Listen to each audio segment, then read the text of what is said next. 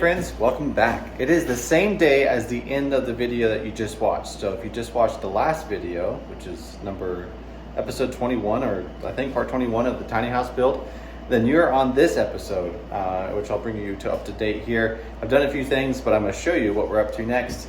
So let's get started. When we left you in the last video, we were working on this area here. I told you that we're gonna probably be doing the board and batten look, whatever you want to call it, and that we've been clearing out here. We were exactly maybe an hour or two later from when I said that, and we're back on it. We just did the windows, so that's a little something we did without you, but I'll explain how I did it real quick. It's real simple. So we take these boards on the side, these ones right here I'm touching. We measure from top to bottom, we cut it, and then we measure this board from side to side. I wanted a 3/4 inch reveal from side to side everywhere around, so it has a nice clean look. That way when I put blinds in here, it has an area to hide without light coming through. I can caulk this nice and clean. This will be painted. All these nail holes and gaps will be filled with wood filler. Pretty cool stuff. And then all you got to do on the bottom is cut your miter. So your 45 here, nail it together on the sides to keep it together, and then nail this on the frame and then onto the wall. And that will lock the whole thing into place. Really nice and easy. And then on top board, we hung it over 3/4 of an inch here. This top board is hung over 3/4 of an inch there. And this is hung over 1/2 an inch, so it's not too deep. This will also match the board that we are putting on top of here in a second. So anyways, you nail all that together. You nail this box together first. You nail a trim on it, and then you nail the whole thing to the wall. Makes it nice and uniform. And then you can make it to where your trim is perfectly aligned in every which way when you look at it. So it looks a little simple now because there's no color or depth to it because of not having any battens. But we just came through and we marked, on the last video we marked where we want the battens to go. I've sat here and thought about it, and I have decided to go ahead and go with symmetrical as I can. So even though you see that line kind of lines up above the outlet, what we're gonna do is we're gonna cut out where the outlet goes inside of that board, but then we're also going to add a little trim piece.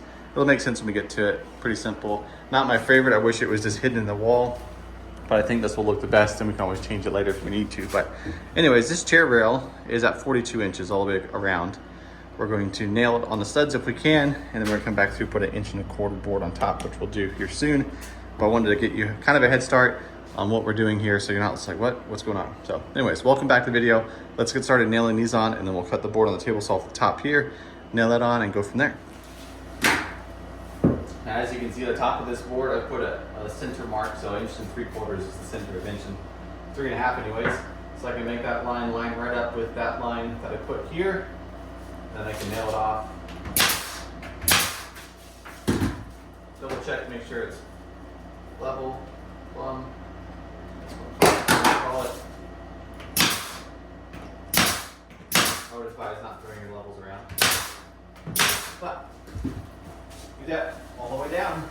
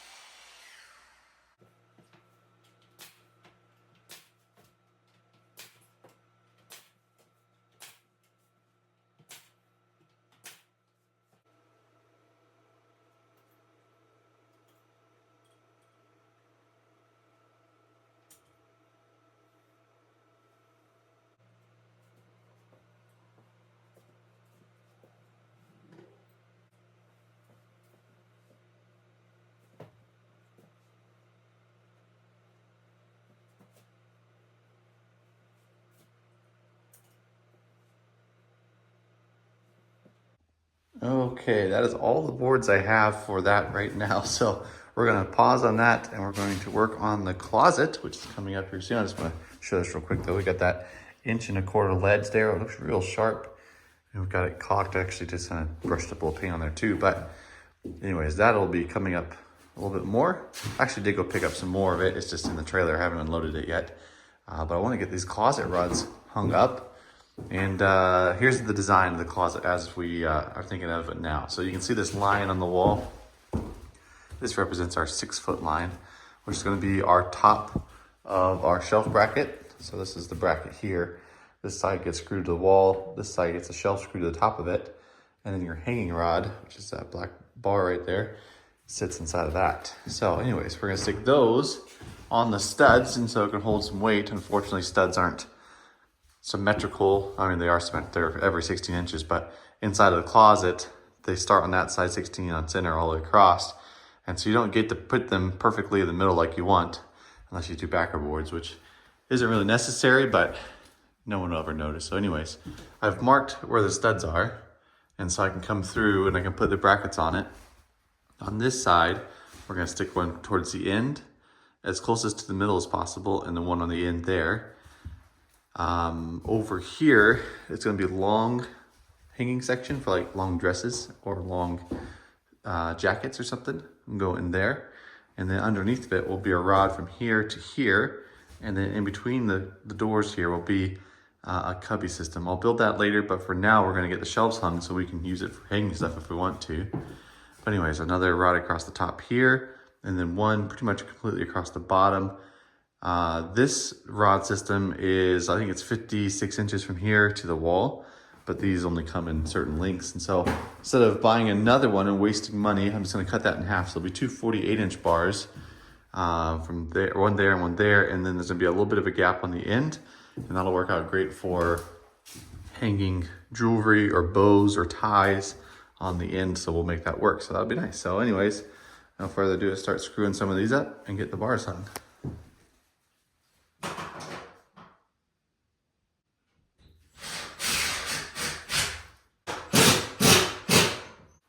As of right now, we're installing the shelf brackets with 1 5/8" drywall screws.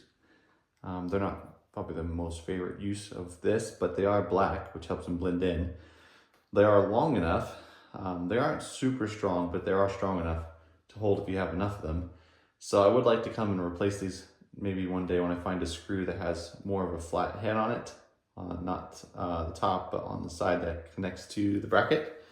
So it sits more flush instead of sticking out like that. But we'll see what we can find. For now, this will be fine, and I can take them out and replace them later without taking everything down. So anyway, that's what I'm using to install it.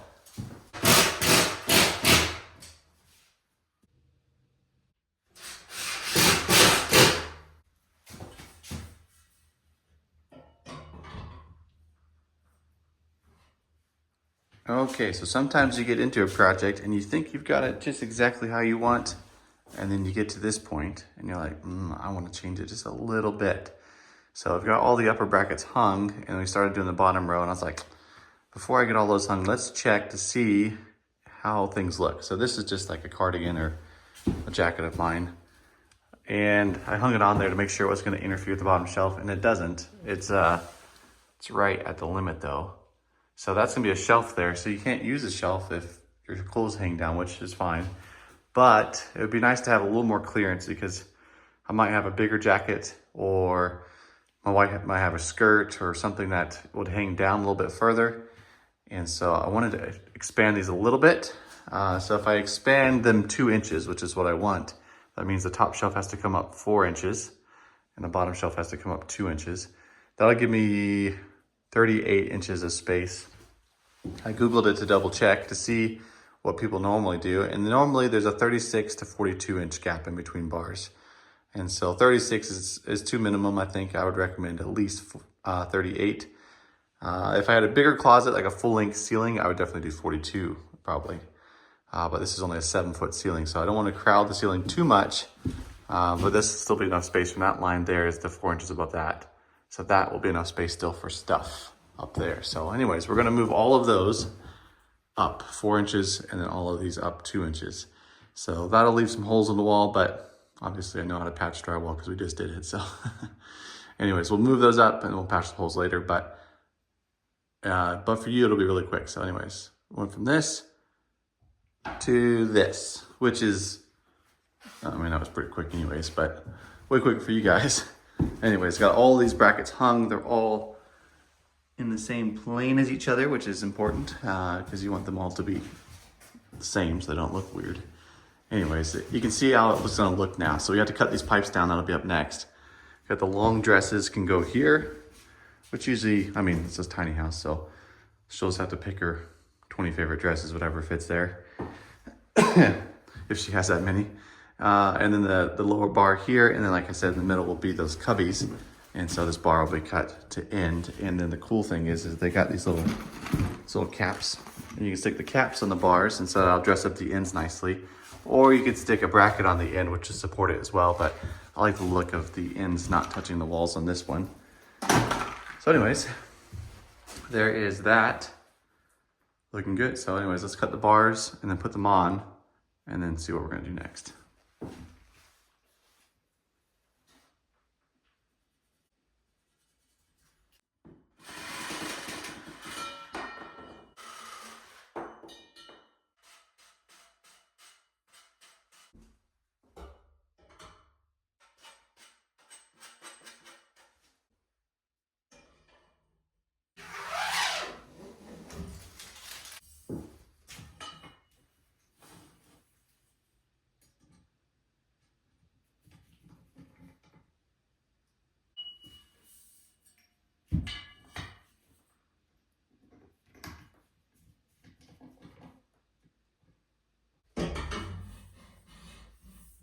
Well, the closet is put together. I got all of the rods hung, and except for I need to get end caps for this one. I only bought 3 for some reason. So now we need to build the center section and put the shelves on. We'll probably do that later. I'm not exactly sure what we're doing next, but I went through and I used up the rest of the wood I bought yesterday. So I trimmed out the inside of the closet doors. The important thing with this is to make sure that board's level and make sure these are level. That way, because you have your doors and they bypass doors, so they slide one way or the other. You can set your door like it has adjustability to where you can make it line up to whatever that is, but if that's perfectly straight, then whichever door you put to whichever side is going to line up and not have a gap. So that's important to have that level and then those level, or plumb, whatever you want to call it.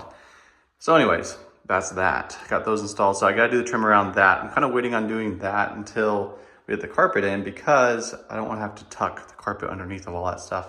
Because it just come through and trim it later, but we'll see if we do that. And then also the trim around the bottom, we did not do because we wanted to lay the carpet down and then I'll put the trim on top of it. Way easier, cleaner look that way and less of a chance of scarring the trim. So anyways, as you can see, got the trim all the way around, which is really neat. So this is a farmhouse look, but I kind of think it looks a little colonial. I think that's the word I'm looking for. A little older house look, which is really cool, which is farmhouse anyways. So got it all symmetrical, so everything from the center over is the same, and then the corners, they're perfectly the same. And then this way, we ran into a few snags, like the outlets have to be on one of these if we're going to do it symmetrically, and so we decided to do that, but put the outlet on top of the trim. So we added this. This will all be painted and cleaned and caulked, and so it will look sharp. So this one and that one are kind of similar. Those ones ended up because of the spacing of the studs in between, so we'll just leave those underneath. So that's maybe an inconsistency that you would never notice in a room unless someone pointed it out, but it looks really good in here. So just finished sweeping up, and I was going to do some painting. We're going to start with the green. So this board obviously is just a piece that I had left over from doing the bathroom, but we're going to paint all of this green. So we're going to do the first coat of green, and we'll come back through and fill the nail holes later. And we want to adjust these boards as well. You can see this one is like not up against the bottom of there. I mean, it's not flush. So we're gonna put a little shim behind that to shim it out to where it's nice and flush like the rest of them. And then on the bottom, when we do the trim down there, we want to shim out the bottom to make sure it's flush with the bottom trim too. So we can't do all the painting and caulking yet because of that. And I'm not going to fill the nail holes because they'll have more nail holes or I'll make a mess. So anyways, we'll probably do a next coat of paint next up, and then we'll catch up with you on the projects that we're doing out there.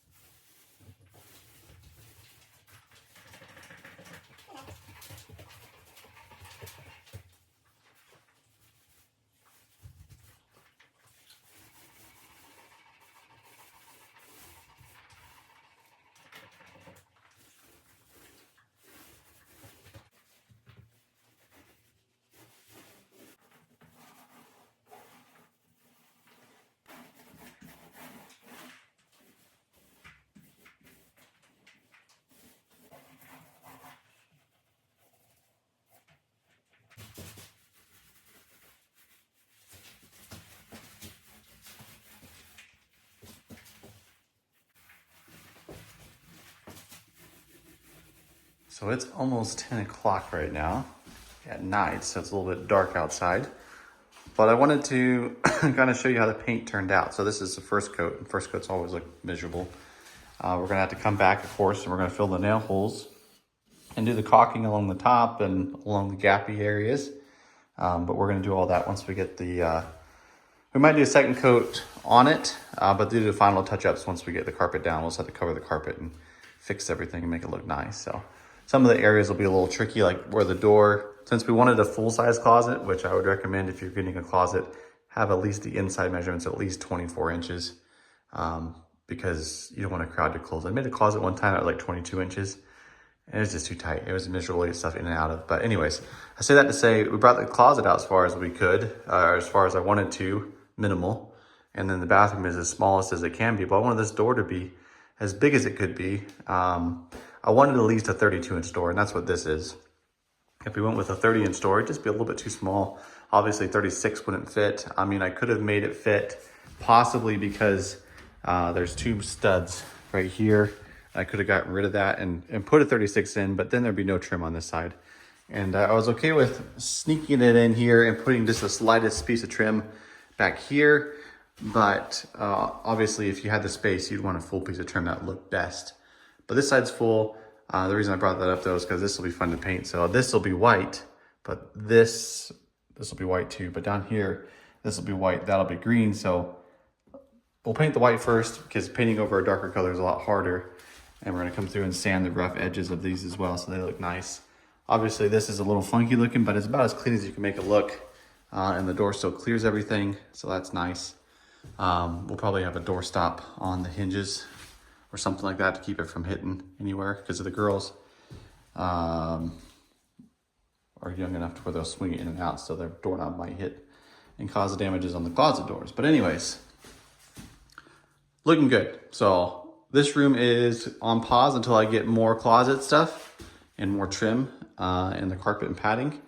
And so we're gonna move on to this area here. This is the kitchen sink's gonna be right about where the ladder is.